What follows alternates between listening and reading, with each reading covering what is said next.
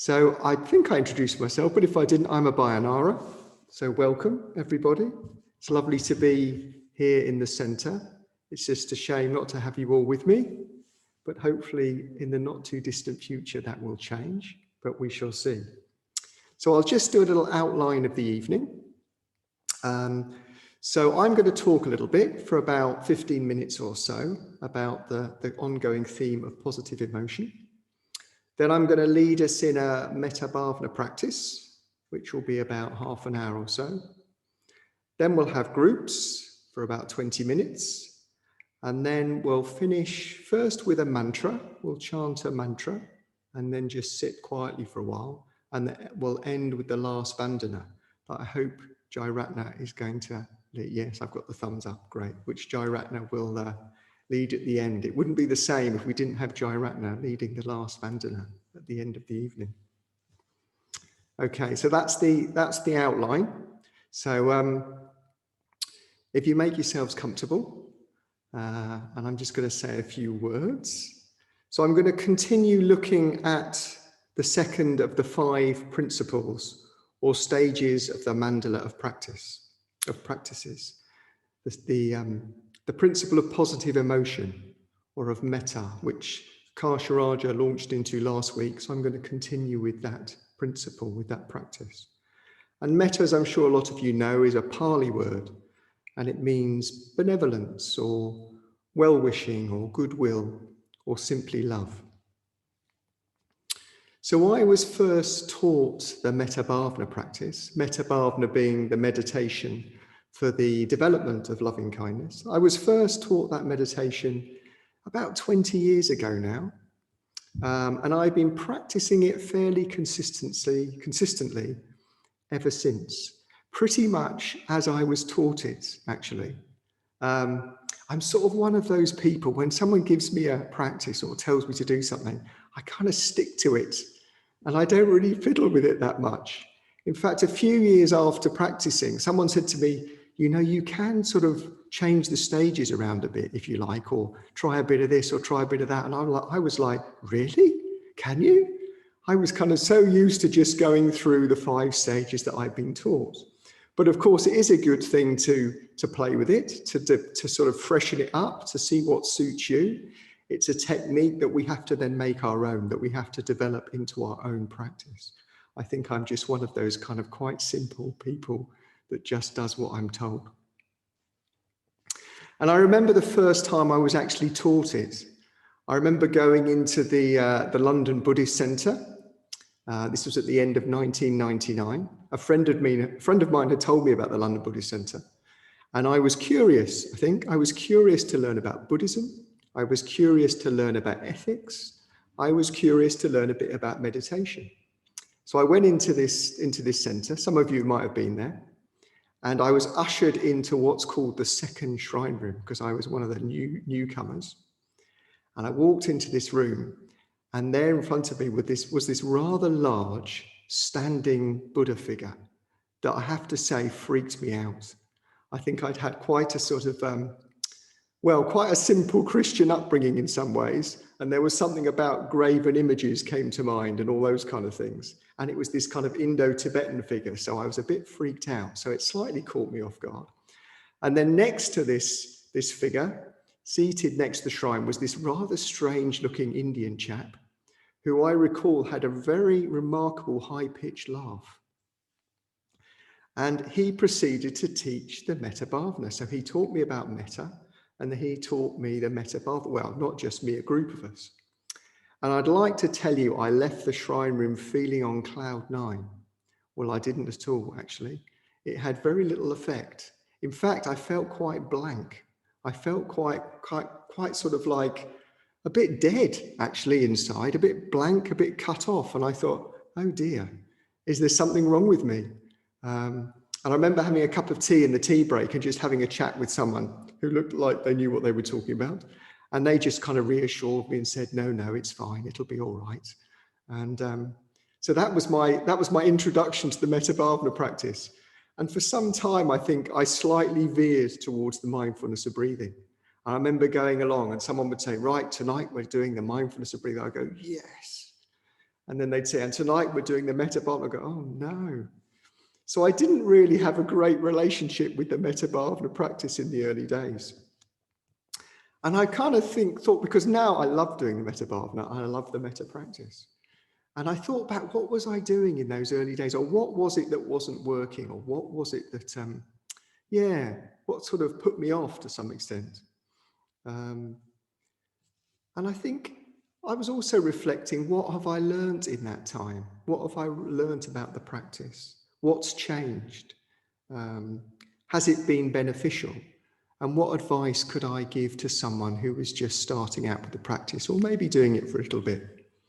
So I thought about that, and I thought that's what I'd share with you this evening. I have to say, one of the reasons I think I struggled at first is I think I was trying to create this mythical metta. I think I was trying to bring it into existence by sheer force of will. So I think I was kind of over-efforting. So I was putting in a lot of effort and sort of trying to desperately create this thing called metta that I'd never heard of before. So I think that was one of the reasons I struggled in the early days. Anyway, so I thought I'd share with you a few thoughts about the Metta Bhavana practice. And I came up with a few strap lines, a few kind of like headlines, if you like, because I don't know about you, but when I go along to hear someone talking, I really enjoy it. I get very excited. And then someone says to me afterwards, what were they talking about? And I go a bit blank, because I can often never remember what someone was talking about, although I really enjoyed it at the time. And I thought, what I quite like are like bullet points. I like kind of like really simple strap lines. And I think, yes, that will make me remember it. So I came up with some strap lines. They might be helpful to you. Let's see. So there's 5 of them. I'm going to go through them. The first one, it's not my metta. So it's not my metta. So you're really opening to the Metta Bhavana, to the metta in the Metta Bhavana. You're not actually cultivating it, in my experience. Metta is already here. It's available all the time. It's like we simply create the right conditions. We simply open our hearts. It's not like we grit our teeth and try and create metta, which is, I think, what I was trying to do in the early days. It's more about getting ourselves out of the way, being open, being receptive. And creating those conditions, those right conditions, involves looking at our ethical lives, what we do off the cushion, our daily practice of the precepts that we've just chanted, and looking at ways that we can act and develop kindness in our daily life, including practicing appreciation, practicing generosity, speaking with kindness, speech that is truthful and helpful, and through fostering contentment in our lives. So it's not just work on the cushion, it's work in our day-to-day life. But we can also create the right conditions for practice on the cushion. And last week I was very lucky. I did one of these online retreats that I'm becoming quite fond of, actually. And Tejananda was leading the system of practice.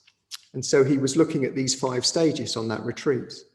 And what I found really useful is he had a very embodied approach to practice. He really stressed the importance of coming into the body, of getting out of our thinking heads. We spend so much of our time in our thinking heads, our thinking minds, our mental activity. And he really stressed the importance of getting into the body.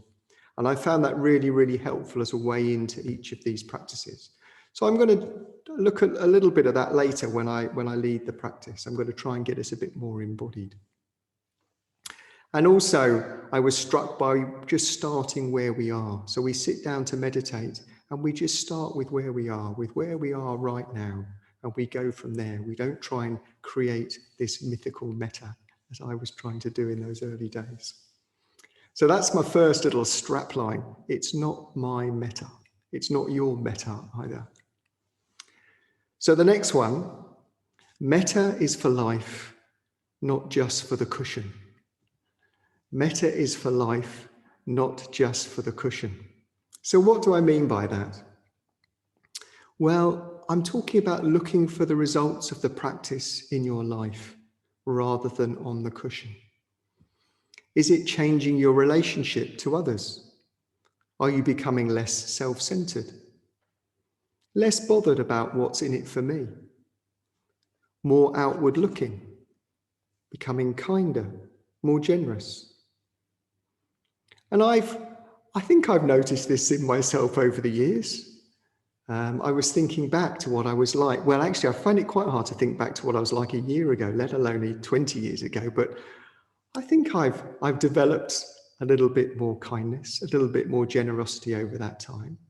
But I tell you the way to find out, and that's to ask other people. So check with your family, check with your friends whether you're changing. Is it having an effect for the better?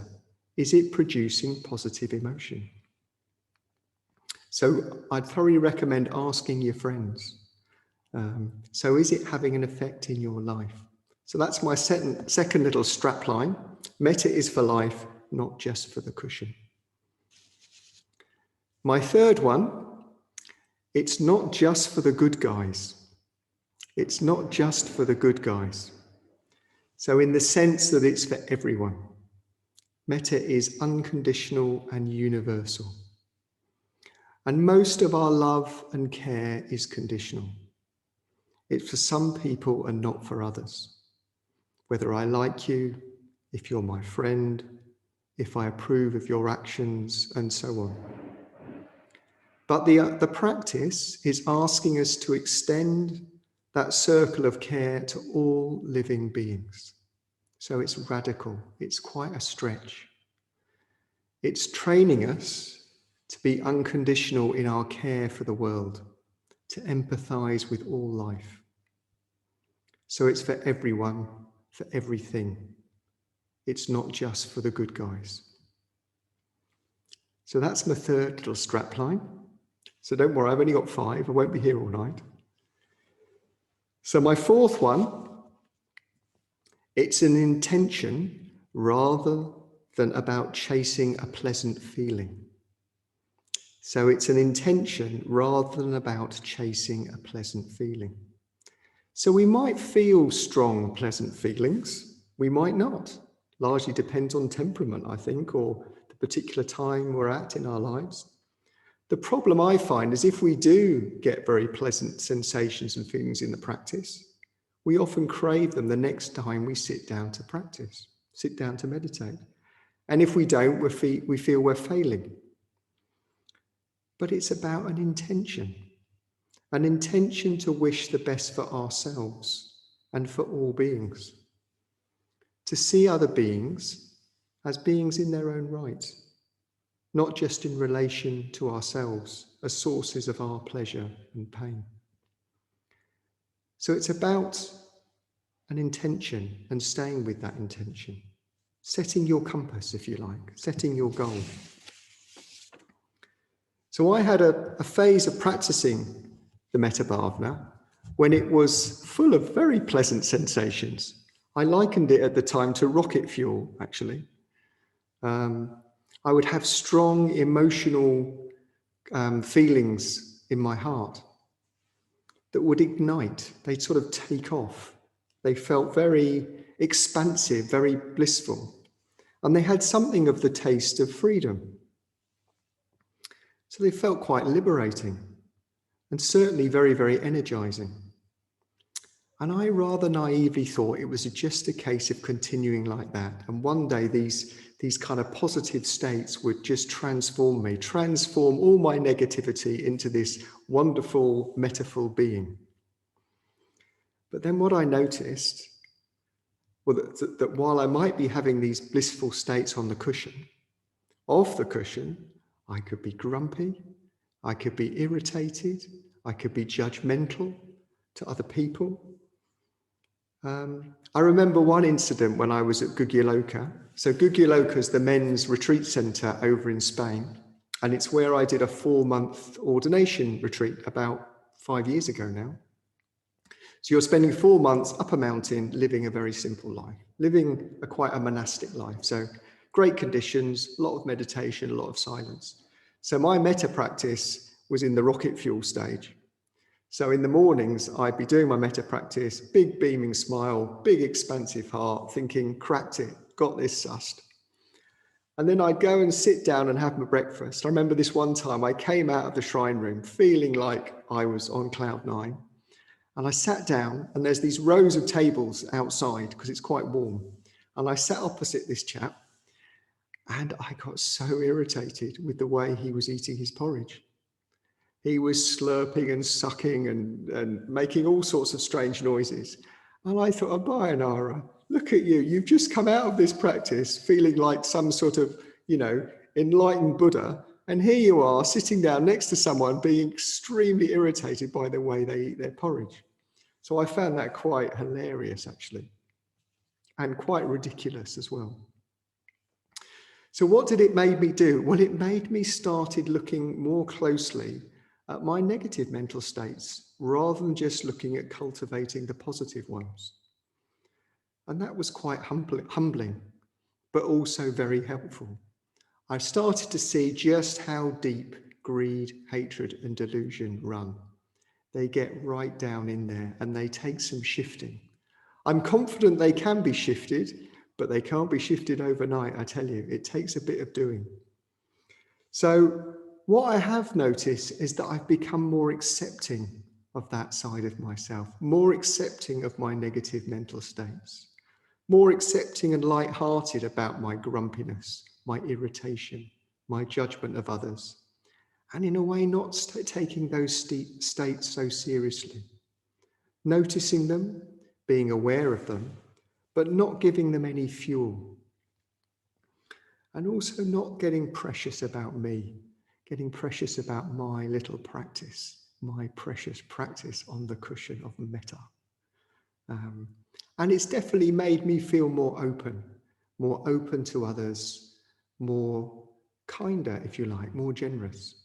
So I think it's as important to look at our negative mental states as to cultivate our positive ones. So that's my fourth little strapline. The last one is, it's in the words of the Beatles, who I'm rather fond of, all you need is love. So all you need is love. So the Dharma is all about love and compassion. And I think kindness and compassion are implicit at the start of any practice. So you could make them more explicit. You could bring that to mind. Indeed, they're in everything we do as Dharma practitioners. Just being here this evening is an act of kindness and compassion to yourselves and to the world. And we could bear that in mind during our daily lives when we sit down to meditate. Keeping in touch with that quality of kindness, of compassion, of love, of metta.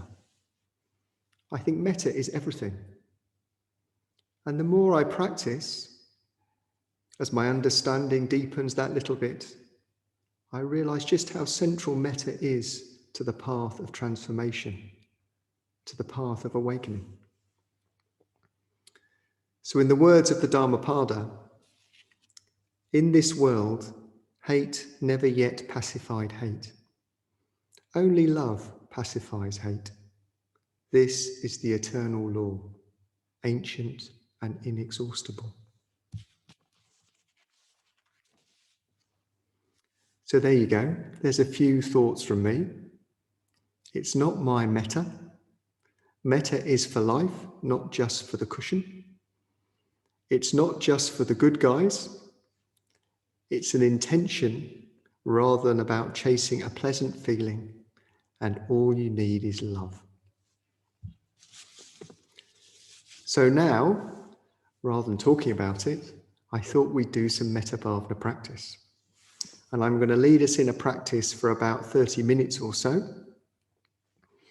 And after that, as I said earlier, we'll go into groups and we'll have a chance to talk about our own practice of metta, both on and off the cushion. The effects it might be having, any difficulties, just sharing our experience with each other. So if you'd like to set yourselves up to meditate, Get yourselves into a comfortable position. And I'll do a light lead through the practice. But I'll spend a bit of time just setting us up, trying to get us that little bit more embodied, which I think is a really good way into any meditation practice. And then at the end, we'll have a period. I'll ring a bell for each stage. I might just mention each stage to remind you. And at the end, we'll do a period of just sitting. So taking a moment just to arrive with yourself.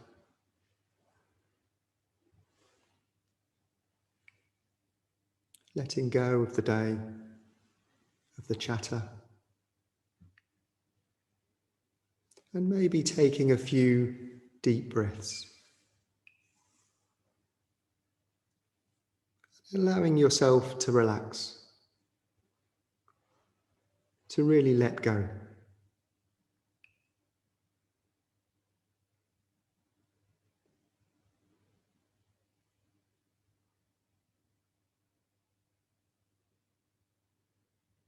And feeling the sensations of contact with the ground, through the chair or cushion, through our feet,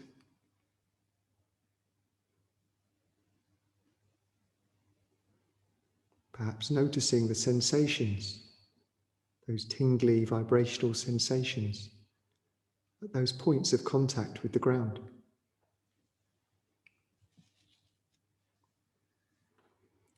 And allowing the ground to fully take your weight.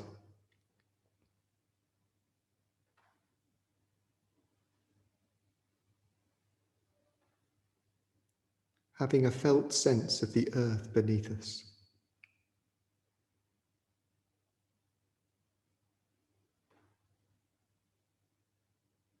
Really grounding ourselves, our posture in the earth.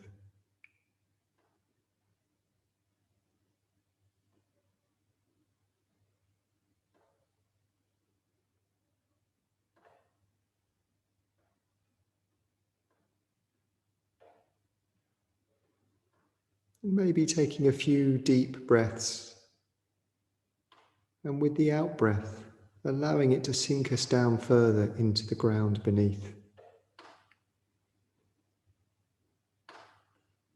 So taking the breath right down through the body and into the earth.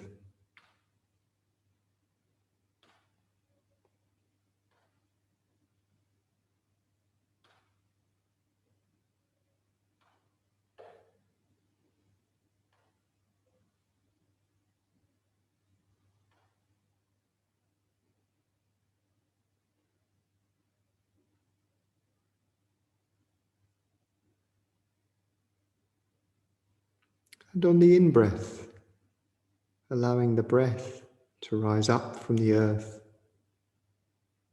through the body, up the spine, the neck, and right up to the top of the head, and maybe even beyond into the vast sky above. And just doing that for a few breaths. Breathing down into the earth beneath, and then up through the body to the vast sky above.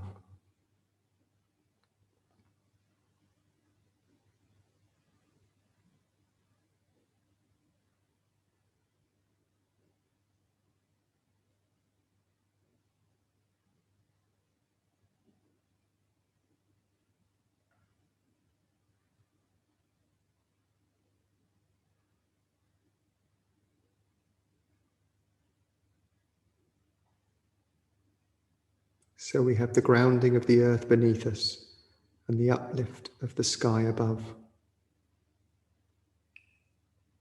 And we're gently poised between the two.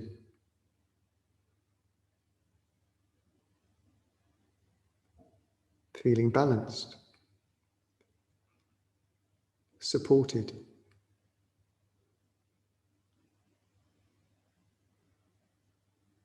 feeling alive.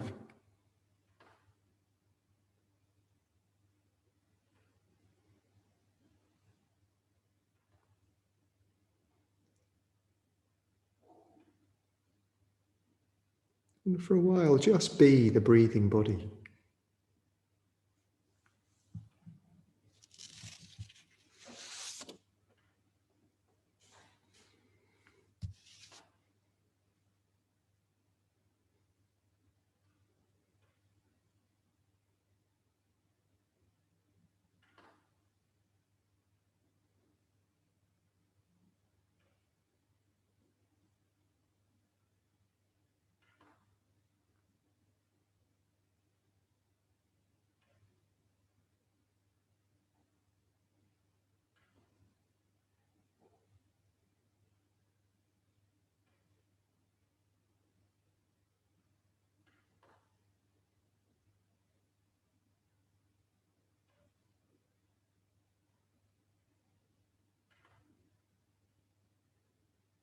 And becoming aware of the heart area,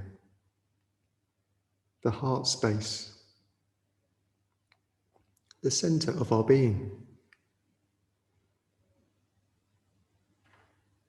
Perhaps breathing into this area. It's normally found around the center of the chest, but it might not be quite there for you. So just taking a moment to tune in to the heart space.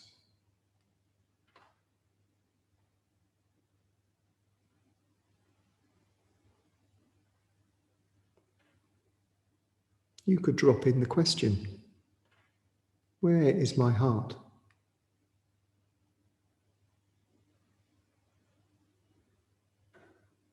And see what you find.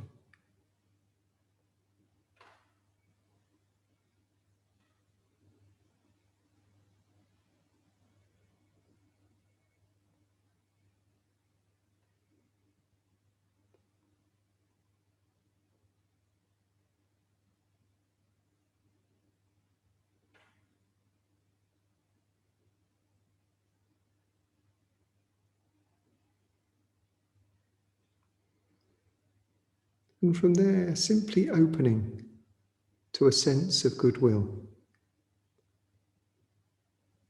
of benevolence, of warmth, of well-wishing, of love, that is always there, always present.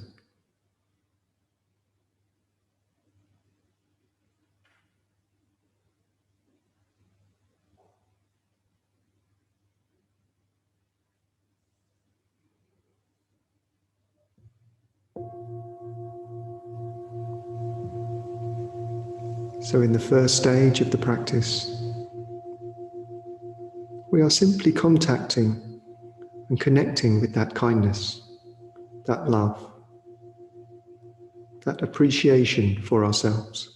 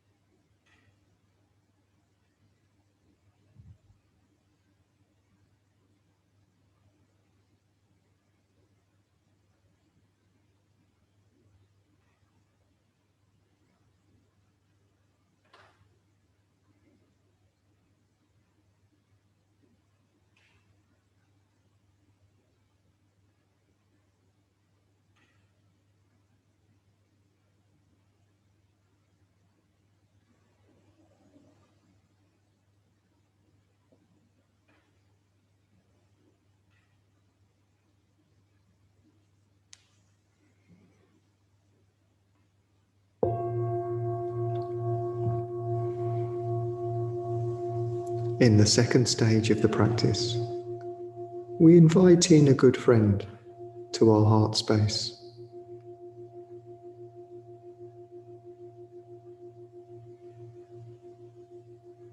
Having a felt sense of them, of their presence here with us now.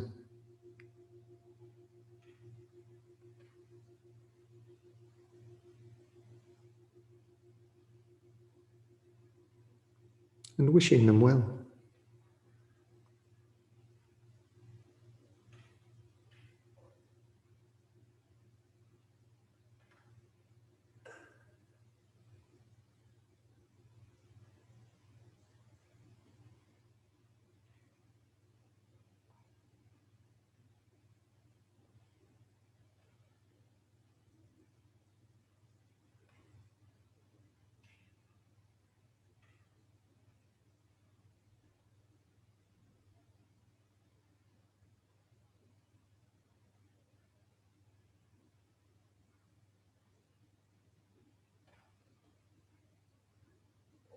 You may wish to reflect on things you appreciate about your friend, or what's going on in their life. Any joys, any challenges.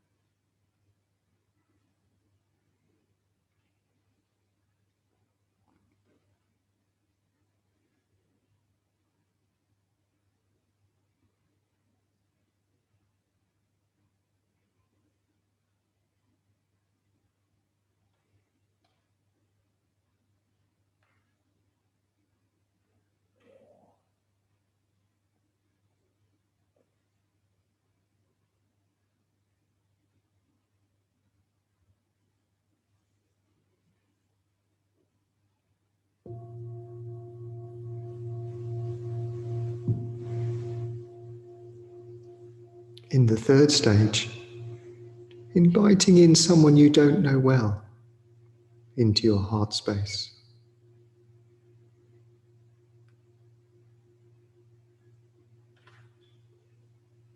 Again, having a felt sense of them, of their presence here with you now.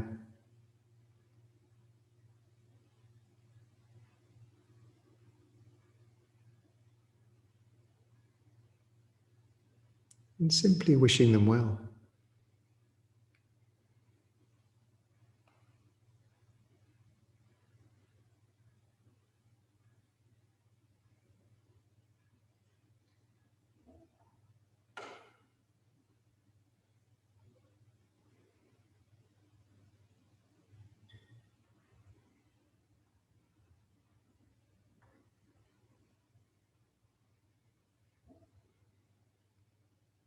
Perhaps having a sense of solidarity rather than indifference for them.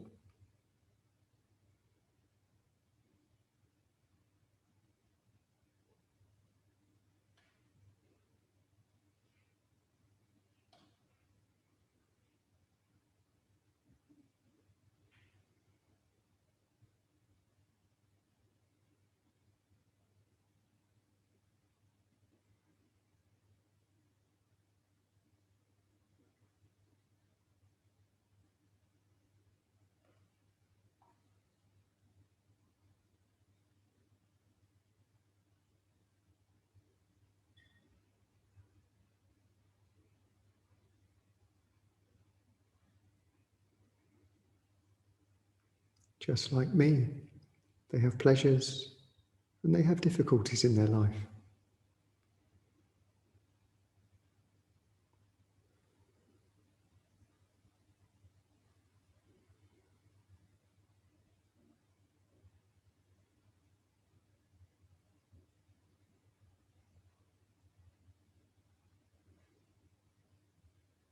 And just like me, they want to be well and happy.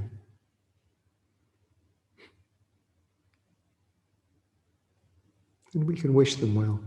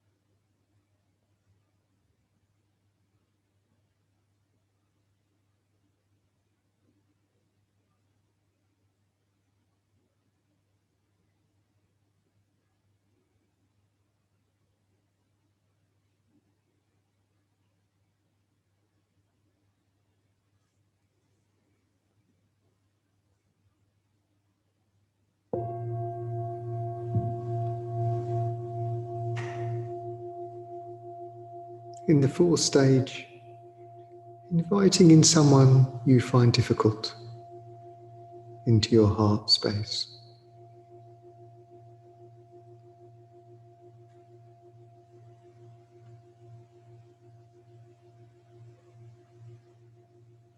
Having a felt sense of them, of their presence here with you now.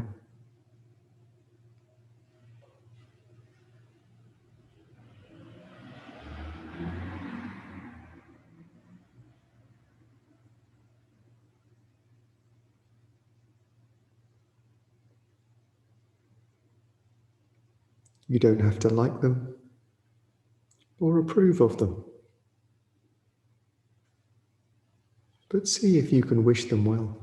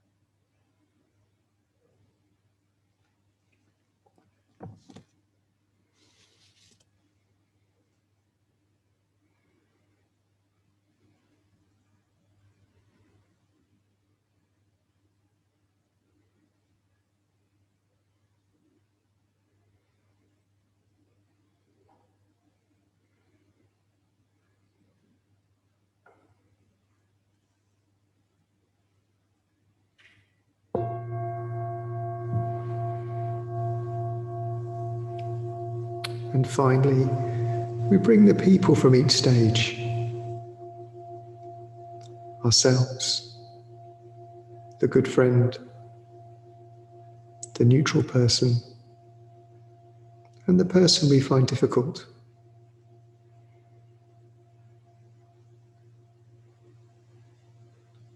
We bring them all together, and we equally wish them well.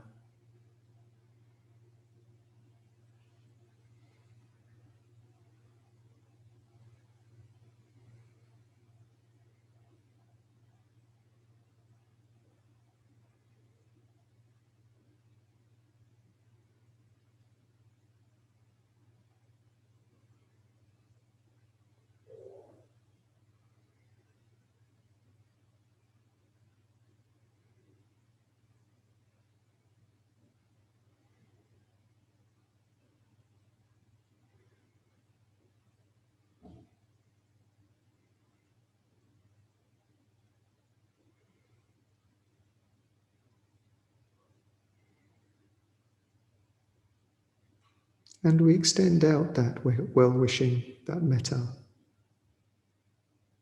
to all the people here tonight.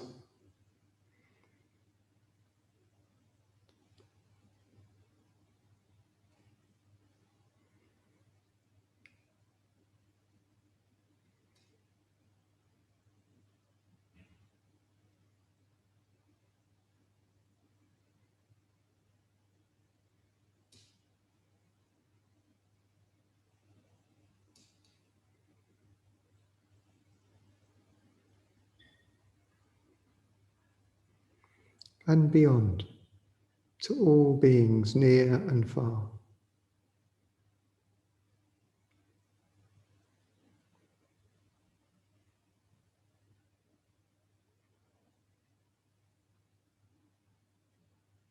May they all be well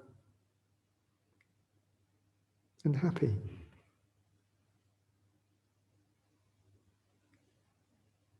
And free from suffering.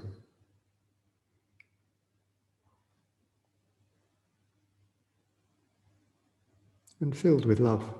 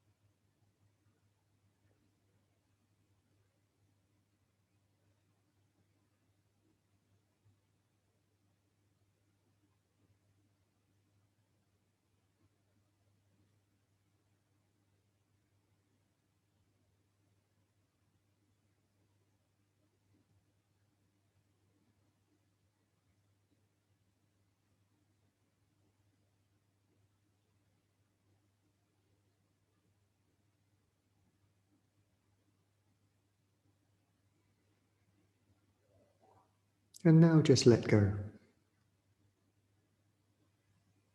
Let go of any effort you've been making in the practice. And just be. Just sit for the last few minutes.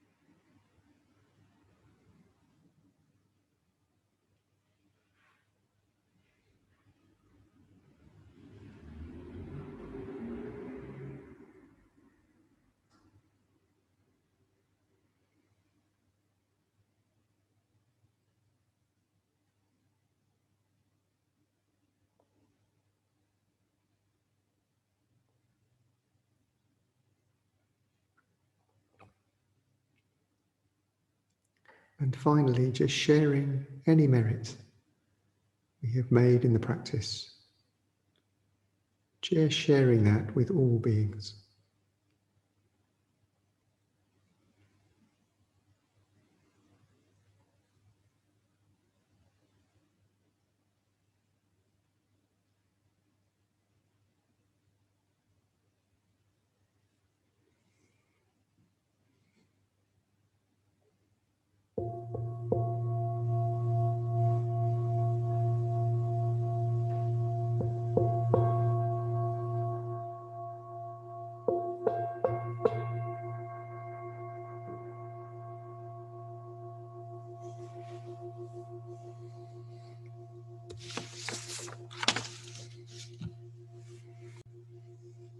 So to round off the evening, I thought that we would chant a mantra. It's in Pali. I think most of you are probably familiar with it, and it feels very appropriate for this evening. It's Sabbe, Satta, Sukhi, Hontu. So may all beings be well. And in a way, it expresses the heart of the Metta Bhavana, of loving kindness practice. And as we chant the mantra, we'll chant it for about 5 minutes or so. You could keep your attention centered on your heart.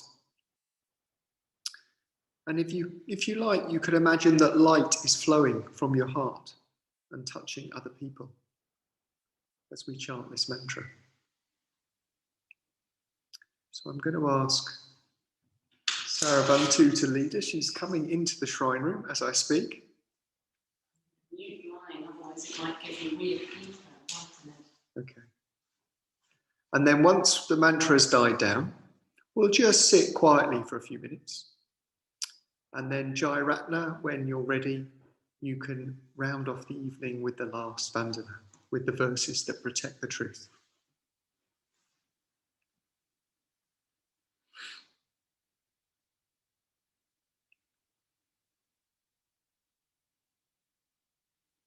Sabbe Satta Sukhi Hontu. Sabbe Satta Sukhi Hontu. Sabbe Satta Sukhi Hontu. Sabbe Satta Sukhi Hontu. Sabbe Satta Sukhi Hontu. Sabbe Satta Sukhi Hontu. Sabbe Satta Sukhi Hontu. Sabbe Satta Sukhi Hontu. Sabbe Satta Sukhi Hontu. Sabbe Satta Sukhi Hontu. Sabbe Satta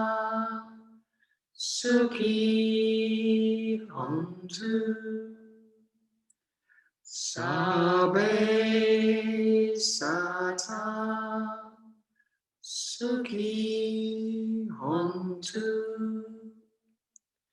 Sabbe Satta Sukhi Hontu.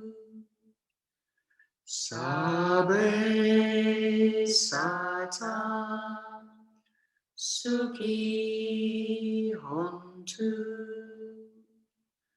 Sabbe Satta Sukhi Hontu.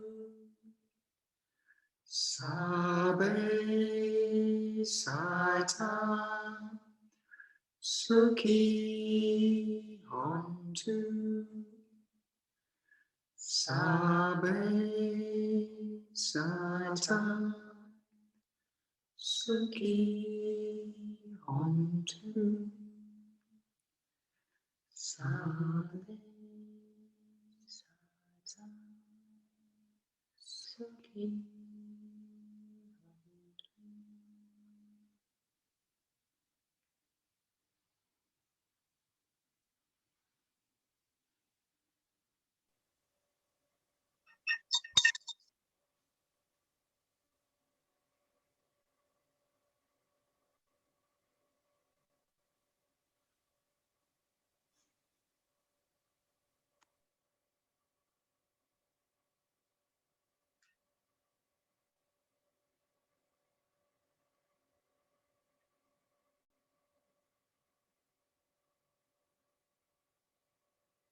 We'll finish the evening as usual with the Dhammapalam Gatha, the verses that protect the truth. Particularly relevant, the first verse, not to do evil, to cultivate the good, to purify the mind. This is the teaching of the Buddhas. And that speaks to me very much of the practice of the Metta Bhavana. Cultivating the good, cultivating the skillful, and purifying the mind.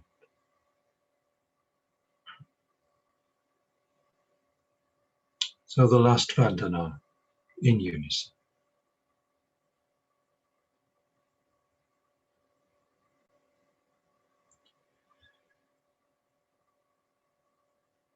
Sabba papasa akaranam kusalasa upasampada sachita paryodapanam etam buddhana sasanam Dhammaṃ chare sucharitam nanam ducharitam chare Dhammachari sukhang seti asming loke paramicha natavata tamataro yavata bahupasati yocha pangpi sutvana Dhammaṃ kayena pasati Sabbe Dhammadaro Hotiyo Dhammaṃ Napamajati Nati me saranang anyang Buddho me saranang varang Etena sachavachena Hotu me jaya mangalam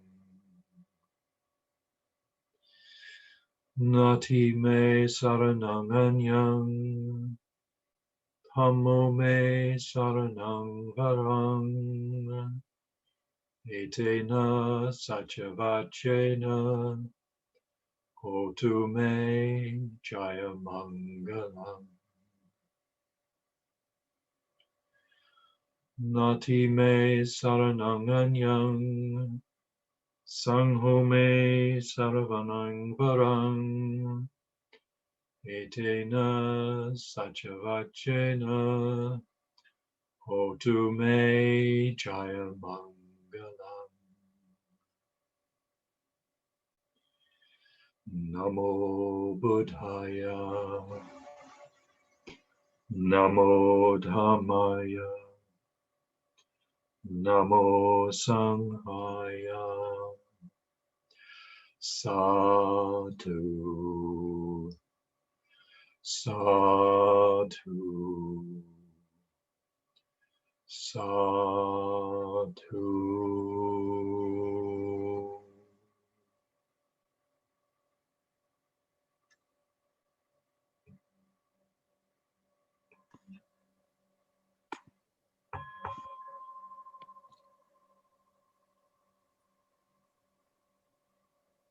Thank you, Abhayanara. It's a lovely evening. Well done. Thank you. Thank you, Jayratna. Thank you to Vajrapriya, the Super Zoom host. Lovely to see you all. Thanks. Thank Bye. you.